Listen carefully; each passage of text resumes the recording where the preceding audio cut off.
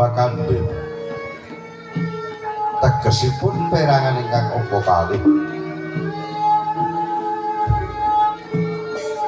tunggal panggung siji carita ewet namun den sinarengna lah budita ingkang kinarya sambeting cinarita nggih punika warnanira pinggiring alas pasetran gondo mayit Prajiman Jaramaya ingkang nalika sematènaning bani kawidagdanipun pasetran Gondomayit sinambiyaning nggo dawuh pangandikanipun Sang Begawan Wisuna Jati siang pantai rati tansah hanenggo dawuh ingkang dumugi sak mangke kira dupi kawastara Sang Wisuna Jati sampun kawastara tejak gragapan hanggenya anampi rawuhipun Sang Resi wujudane ndro ingkang kawedal wisan dalah sami raharja rawuhipun Sang Begawan Ilahe iya Jaramaya to pamuji Murana Sambikala sekecaken nenggahipun langkung rumiyin kaya ora kurang sawiji apa Kang.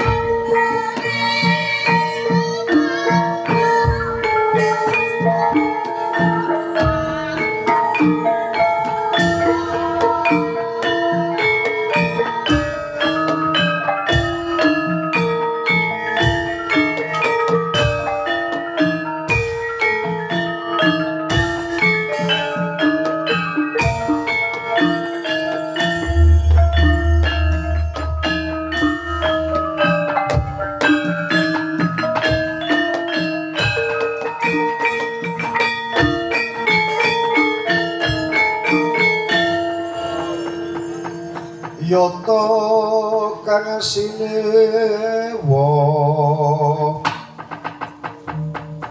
sang yaksendra rupa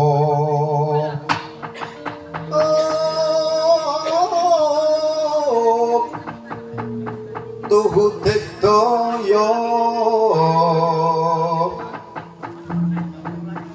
netra ler baskara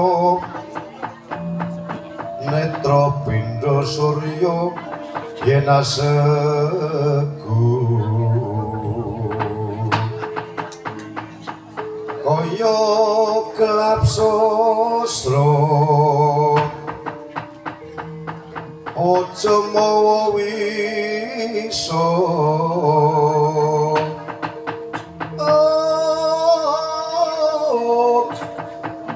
tuhu daya kathah pranarpati tetelu anira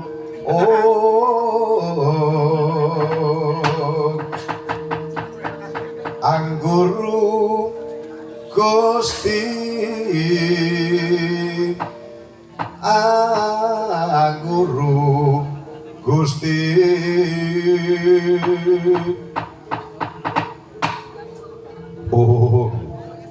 Titian Kuludra Mas Patih Raja Diwaku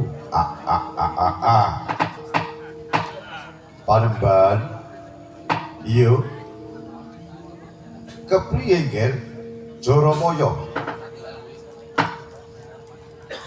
sakwentawis anggen kula nenggo rawuhipun panembahan wonten tapel wates alas Pasitren Godamayit kadya angantu kumambanging sela item seleming palwa gabus kalenggan punika sampun kawestara paduka rawuh badhe paring pangandika kados pundi lan badhe paring dawuh kados pundi kula sedya cumadung dawuh pangandika paduka Jaramaya dadya kahanamuya kalunggan iki aku wis sekolah ing negara Ngastina sediaku bakal gawe rusak kahanane para Pandhawa lumantar tangane wong-wong Ngastina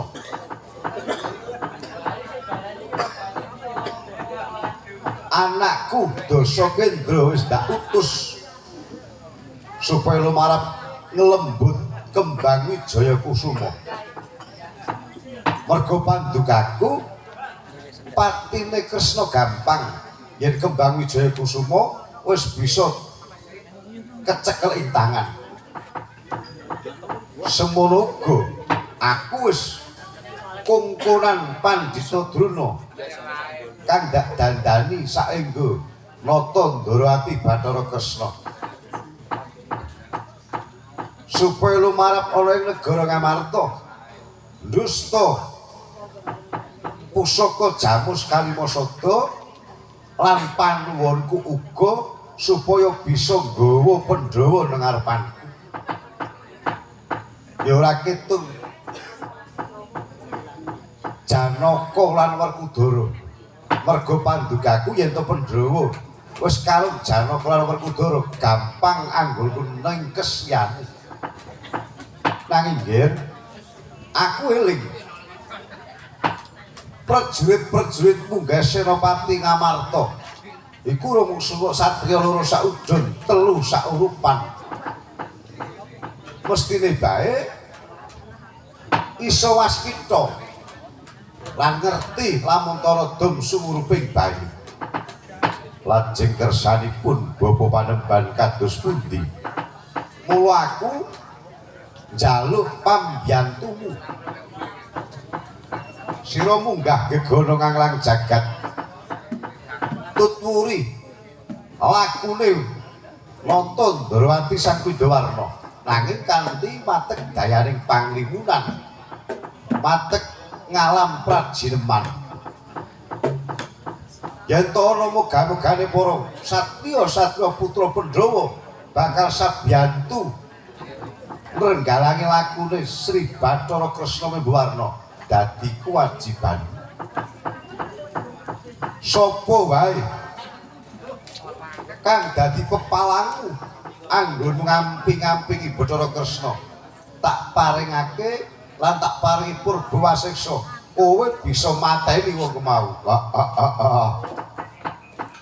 terang terwaca dawuh pangandikanipun Sang Panemban Gumanten kula badhe nyuwun pamit tata sedyaning ayudha samangkipun kula sedya ngambah gegana sinten kemawon ingkang badhe nrenggalangi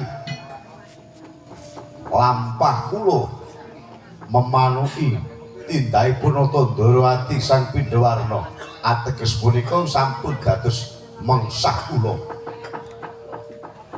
pinitados kaparingan purba waseksa supados nadah kala mangsa mekaten mengkono nggih Jaramaya nyuwun tambahi pangestu Sang Begawan ingkang putra Jaramaya sedya bidal dinten punika sing petha kadati nggih Jaramaya gedhe karya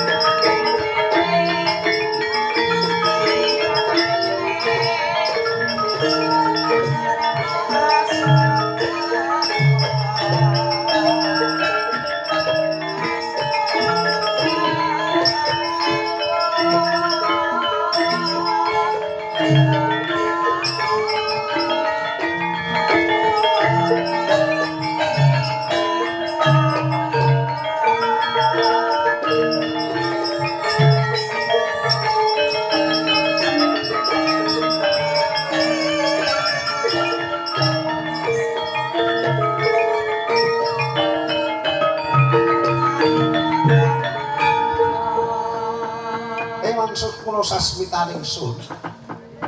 Mengko tengger putraku Gatotkaca wonten paring pangandika ingkang dawuh Paman Sediwa. Lan siramu Kakang Anoman kula den wonten paring pangandika ingkang dawuh. Dadi karuhanamu. Mula kowe wong loro ndak awe nang ngarepanku. Aku sedya paring pangandika kelawan anak kulana Gatotkaca uga Kakang Anoman. Roli rinci. Sumangga enggal medharing pangandika Paman Sadiwa.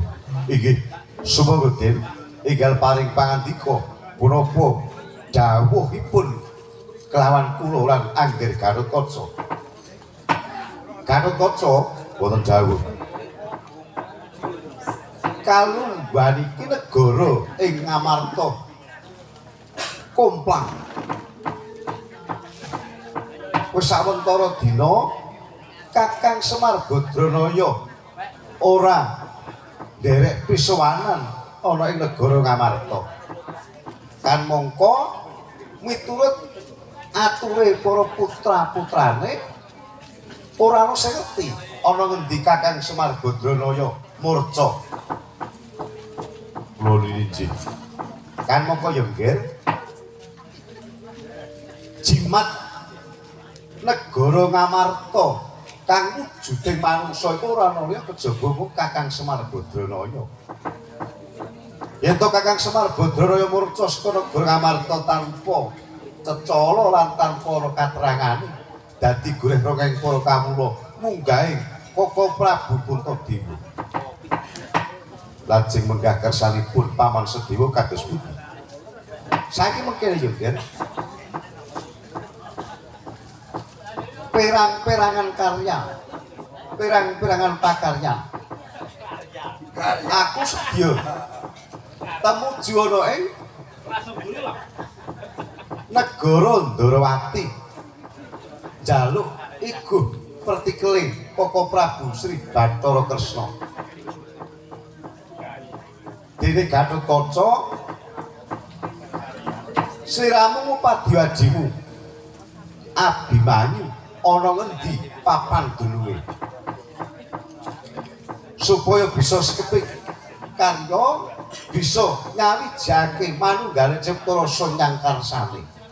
Kula dhateng sendika Paman Sediwa. Senggana Anoman wonten dawuh. Siramu tak paringi dawuh.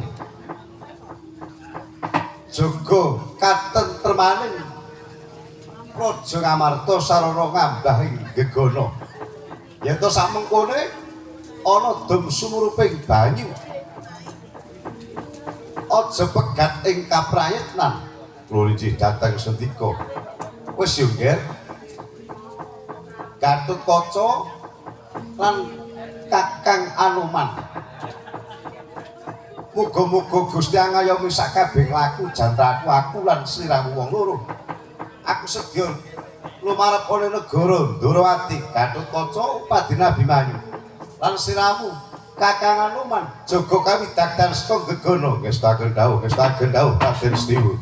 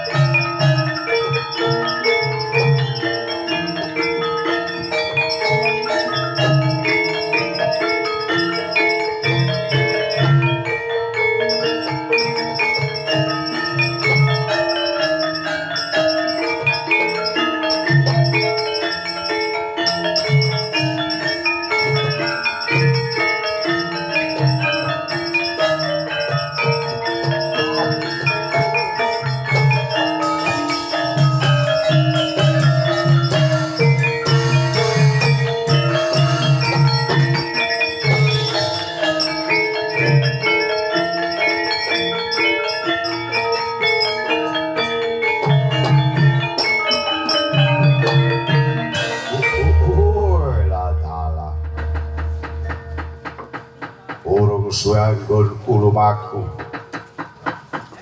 Aku kepapak tak kira wujudnya mendung putih. Bareng tak terajang salah kedaden dadi wujudnya ngopo iki Pak. Yen satu kewan kok nganggo busana kemebiar kaya mengkono. Lah yen wujudnya manungsa kok darbe buntut Pak. Iki wujudnya apa? Iwang romo-romo sembanku. Durung suwe aku lumaku ana pawujudan mendung angen dalu. Bareng tak trajang ilang wujuding mendung salah kedaden dadi wujuding Gandharwa. Maca wujuding kan sak penake dhewe. Oh, kowe iki wujude apa? Yen kowe durung ngerti pawujudan kaya aku wujuding Wanara. Wanara, iya. Wanara ki apa?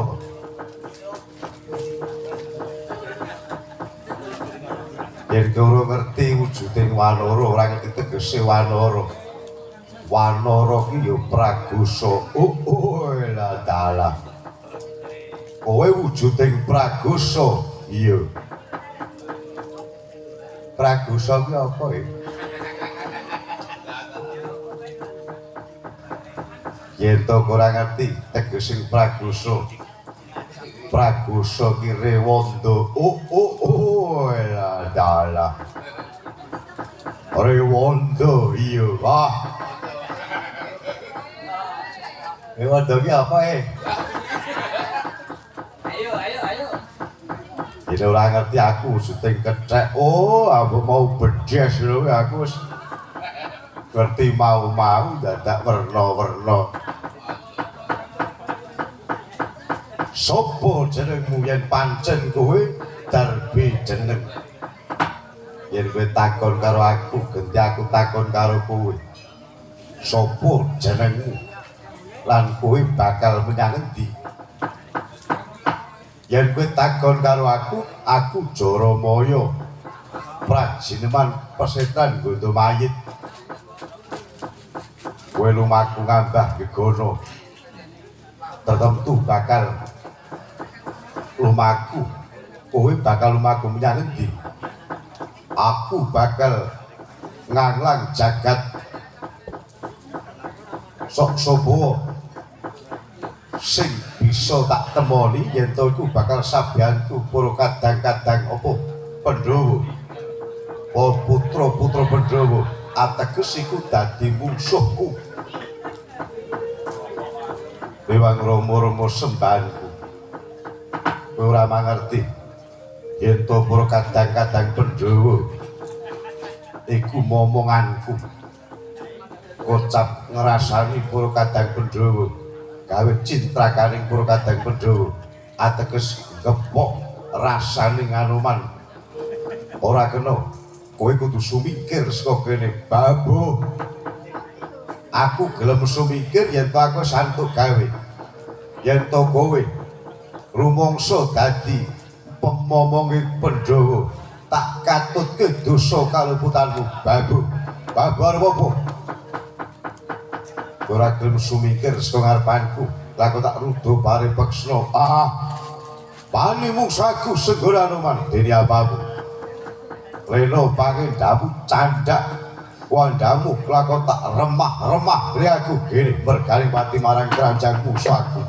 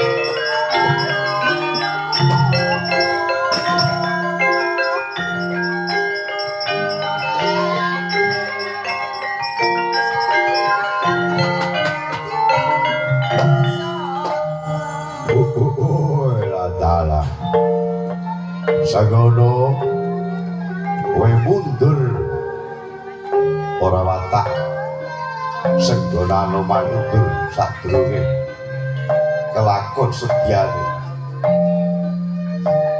kowe bakal namake Jaya Kawijayan namake gegaman lawan aku Senggono ora kaki-kaki namake gegaman kowe bakal matek Jaya Kawijayan aku sedia namake urip-uriping Pragosa cacal kowe bisa nampani urip-uriping Pragosa prasasat kowe bisa jolo langit babu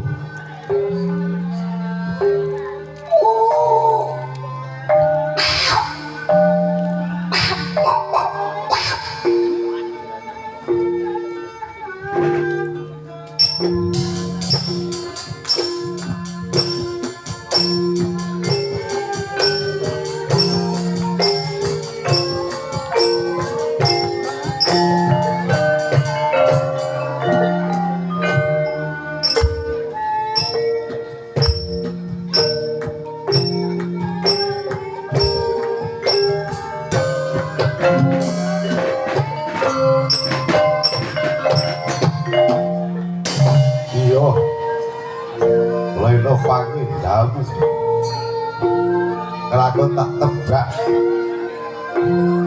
jadamu tak sabetake oi bantala sunyur dening aku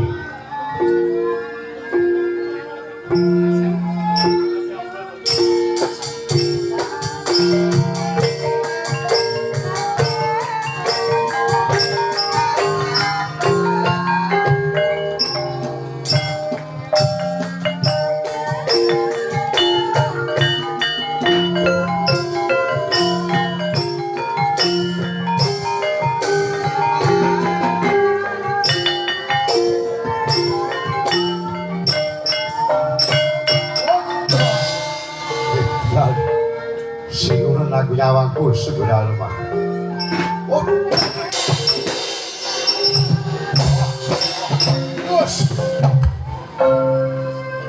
Lalu gubruk senek kan. Yo.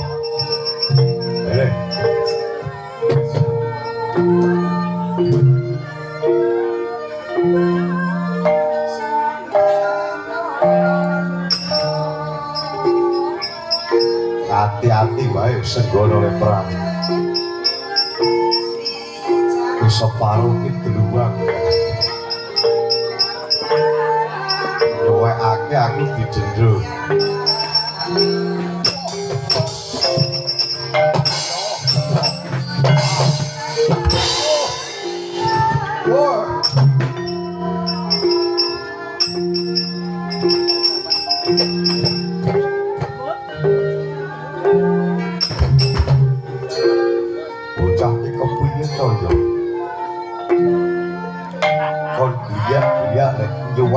Aku malah iya maju Senggono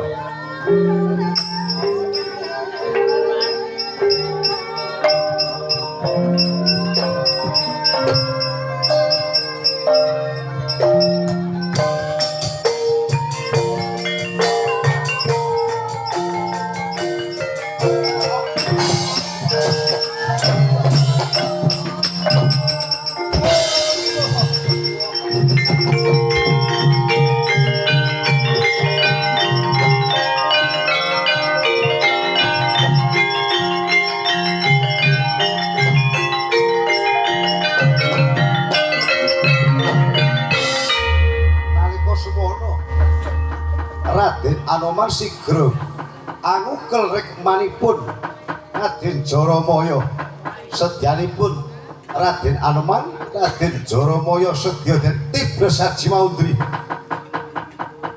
nanging ngiring-ngiring wadhah para jineman kena lara ruputing pati senadyan to saged nukel rekmanipun dereng katra anggranipun saged wal sarikma pinara sastra pucuk saking panggenipun dalem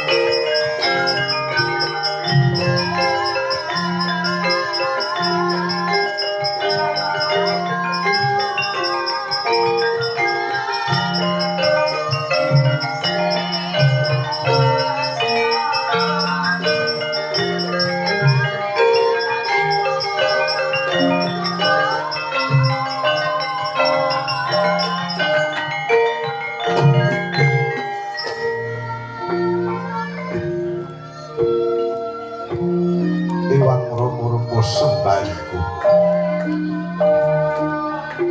siji mesti loro judu telu timbali wangi papat sedang pancen wis dadi pepuntaning dewa kang akarya jagat